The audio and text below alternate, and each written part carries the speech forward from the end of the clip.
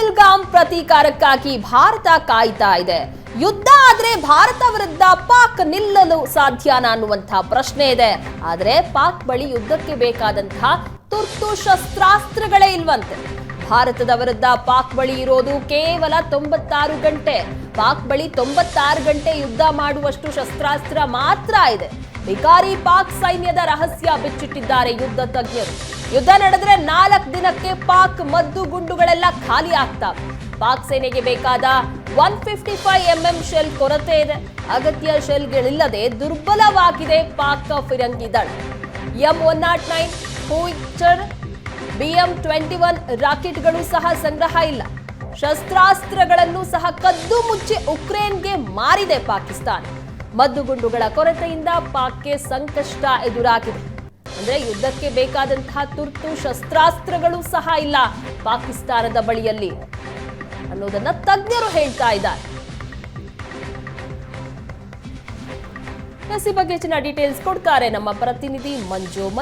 ಸುಮ್ನೆ ಬಡಾಯಿ ಕೊಚ್ಕೊಳ್ತಾ ಇರುವಂತಹ ಪಾಕಿಸ್ತಾನದ ಬಳಿ ತುರ್ತು ಶಸ್ತ್ರಾಸ್ತ್ರಗಳೇ ಇಲ್ಲ ಅನ್ನುವಂತಹ ವಿಚಾರ ಗೊತ್ತಾಗ್ತಾ ಇದೆ. ಹೆಚ್ಚಿನ ಡೀಟೇಲ್ಸ್ ಏನ್ ಸಿಗ್ತಾ ಇದೆ ಶಸ್ತ್ರಾಸ್ತ್ರಗಳ ಬಗ್ಗೆ? ಪ್ರಗತಿ, ಅವರು ಶಸ್ತ್ರಾಸ್ತ್ರಗಳಿಗಿಂತ ಅವರು ಭಯೋತ್ಪಾದಕರನ್ನ ಸಾಕುವುದಕ್ಕೆ ಹೆಚ್ಚು ಗಮನ ಕೊಡ್ತಾರೆ. ಆ ದುಡ್ಡೆಲ್ಲ ತಗೊಂಡೋಗಿ ಭಯೋತ್ಪಾದನೆಗೆ ಬಳಕೆ ಮಾಡ್ತಾ ಇರುವಂತದ್ದು.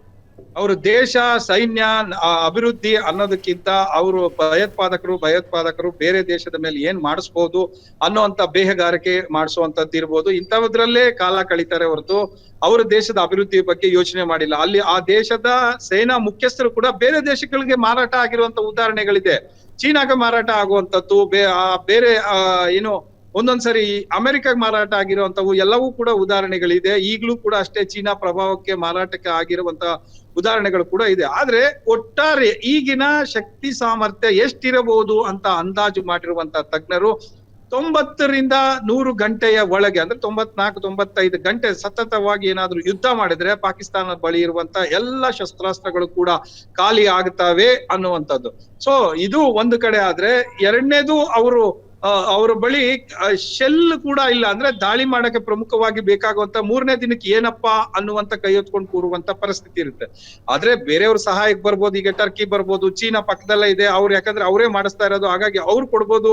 ಸೊ ಈ ರೀತಿ ಸಾಕಷ್ಟು ನೆರವುಗಳಿಂದ ಒಟ್ನಲ್ಲಿ ಅದೊಂದು ರೀತಿ ಇಂಡಿಪೆಂಡೆಂಟ್ ಕಂಟ್ರಿ ಅನ್ನೋದಕ್ಕಿಂತ ಡಿಪೆಂಡೆಂಟ್ ಕಂಟ್ರಿ. ಪ್ರತಿಯೊಂದಕ್ಕೂ ಕೂಡ ಬೇರೆಯವರ ಆಶ್ರಯದಲ್ಲೇ ಬೆಳಿಬೇಕು, ಆಶ್ರಯದಲ್ಲೇ ಉಳಿಬೇಕು ಅನ್ನುವಂತಹ ದೇಶ ಅದು.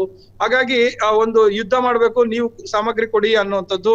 ನಾವು ಅಂದ್ರೆ ಬೇರೆಯವ್ರನ್ನ ಒಂದು ಧರ್ಮದ ಹೆಸರಿನಲ್ಲಿ ಹೊಡೆದು ಬೇರೆ ದೇಶನ ಹಾಳು ಮಾಡ್ತೀವಿ ಅಂದ್ರೆ ಮಾತ್ರ ನಾವು ಅನ್ನುವಂತಹ ಒಂದು ಪರಿಕಲ್ಪನೆಯಲ್ಲಿ ಬೆಳೀತಾ ಇರುವಂತಹ ಪಾಕಿಸ್ತಾನ ಅದಕ್ಕೆ ಶಕ್ತಿ ಸಾಮರ್ಥ್ಯ ಅಥವಾ ಏನು ಅನ್ನುವಂಥದ್ದನ್ನ ಅಂದಾಜನ್ನೇ ಮಾಡದೆ ಇಂಥದ್ದೊಂದು ಕೃತ್ಯಕ್ಕೆ ಮುಂದಾಗಿರುವಂತದ್ದು, ಅದರ ಪರಿಣಾಮ ಅನುಭವಿಸುತ್ತೆ ಅನ್ನುವಂಥದ್ದು ಗೊತ್ತಿರುವಂತ ಸಂಗತಿ. ಮತ್ತೆ ಎಲ್ಲಾ ಭಾರತೀಯರು ಕೂಡ ಕಾಯ್ತಾ ಇದ್ದಾರೆ.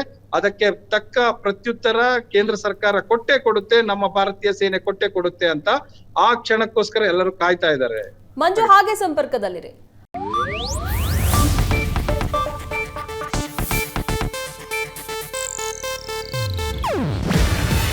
ಇದು ಏಷ್ಯಾನೆಟ್ ನ್ಯೂಸ್ ನೆಟ್ವರ್ಕ್ ಪ್ರಸ್ತುತಿ. ನೀವು ನೋಡ್ತಿದ್ದೀರಾ ಏಷ್ಯಾನೆಟ್ ಸುವರ್ಣ ನ್ಯೂಸ್.